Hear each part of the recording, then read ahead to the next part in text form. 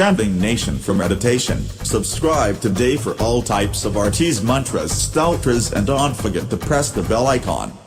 Jaya Jaya Raghuvir Samarth Ha. The Dasbodh Ha by Satguru Sri Samarth Ramdas Swami Maharaj. The seventh Samaz, Satvagun Lakshan. Signs of truthfulness and virtuosity. Now listen to the signs of truthfulness and the virtues which are but rarely found. They are needed for worship, getting over the problems of the family life, and even yogis needed for achieving their goal. These qualities help in getting to the path of moksha and the way to the God. They are the beauty of the spiritualism, the pride of the sages. The vices vanish in their presence. They give the utmost happiness and help in avoiding the cycle of birth and death. They are the beginning of knowledge and all the good deeds. When they express themselves in one's being, he starts to love the God more than anything else, and behave with utmost wisdom all the time, look beyond happiness and grief.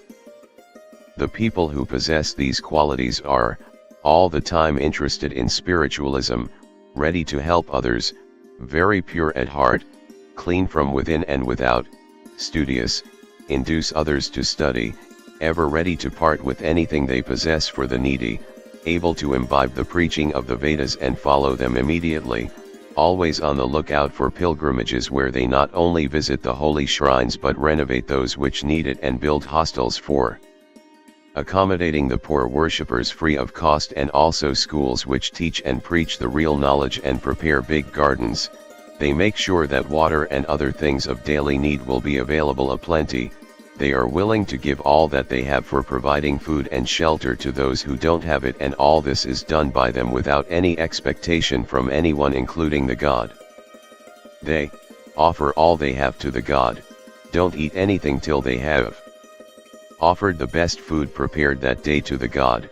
Despite being rich, consider themselves lucky if they get a chance to do anything for the shrines, including mopping the floors and serving food themselves, as they consider anything done with a sense of gratitude to the God is a great opportunity. Organize the various festivals and the anniversaries of the sages and saints.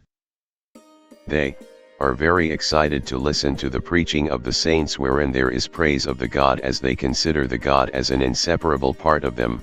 Brush aside even very important personal work while working for others' cause, never boast about themselves and their achievements. On the contrary, they feel elated to do anything for others and for pleasing the God without thinking for a moment, even if it involves work which is usually done by the needy and poor, as for them everything done in good sense for others will ultimately please the God, and this is precisely what they want. They will keep fast to provide food for others or as a prayer to the God. They don't have any addictions, and even if they have, they leave it at once when they realize that the God dislikes them. They are soft-spoken, never talk crudely, rudely, or cruelly, follow the rules and regulations of spiritualism, and are very happy to keep the sages, saints, and the yogis satisfied. They readily part with their pride, and while explaining the spiritualism and singing the praise of the God, saints, and the Guru, they almost joke with emotions and forget the presence of their body and mind. Their love for the God is incomparable to anything, nothing can disturb it, and it grows further with the passage of time. They always talk about the God, serve his worshippers, never care much for their body, are disillusioned with the visible, know that this is all maya, an illusion, are constantly in search of ways to get out of this materialistic life through the wisdom of realization of the Atman, and are bored by the ungainly family life. They are absolutely annoyed by anything but the God, Guru, and saints. Through them they know that courage can be gathered to fight any sort of difficulties. They are not bound by anything and have a positive disliking for the bodily pleasures. Their love for the God, Guru, and the saints attains such a level that the others think that they have gone mad and even trouble them, yet their love for them goes on increasing rather than the other way round because of the troubles.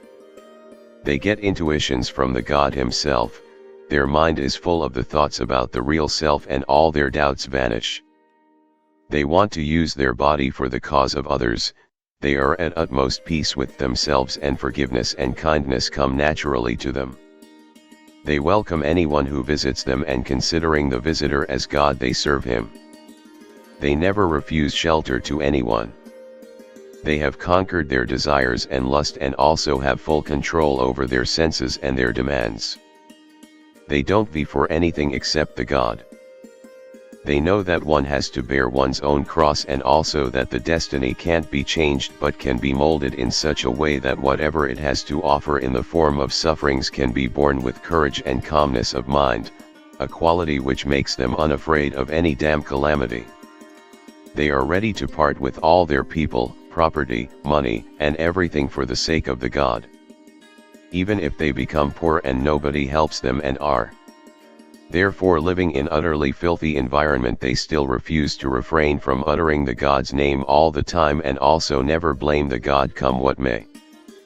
They behave and work in such a way that even after they have left their mortal body, their memory echoes in the minds of the posterity for eons to come. They know what others are lacking in, but never utter about that to anyone. They never retaliate even if someone insults them. They rather help the people despite them being arrogant, vicious, and unnecessarily and severely critical of them. They are happy in others' happiness and grieve in others' grief.